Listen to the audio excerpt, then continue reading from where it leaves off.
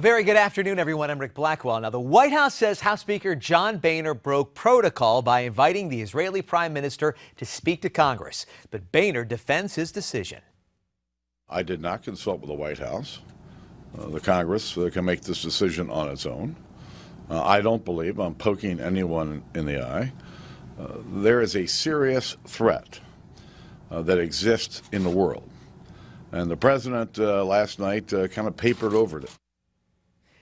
President Obama urged Congress to shy away from imposing sanctions on Iran during last night's State of the Union. But House Speaker Boehner says America and Israel have always stood together, and the two nations must rise to that moment once again.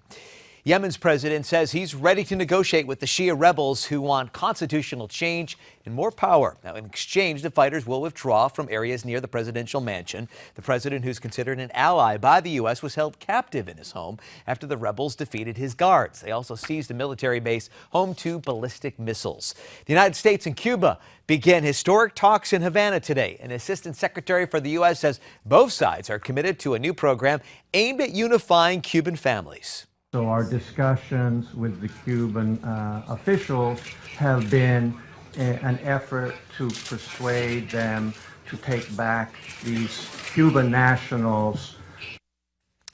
Tomorrow, top American officials will talk about the possibility of reopening embassies in both Washington and Havana. Now, back here in the United States, the Justice Department is set to clear Ferguson officer Darren Wilson of civil rights charges. According to the New York Times, federal prosecutors say an FBI investigation found no evidence to support the charges. In Ohio, a grand jury indicts a man accused of plotting to attack the U.S. Capitol. Federal prosecutors say Christopher Cornell bought 2 rifles and 600 rounds of ammunition to carry out his plot in Washington, D.C.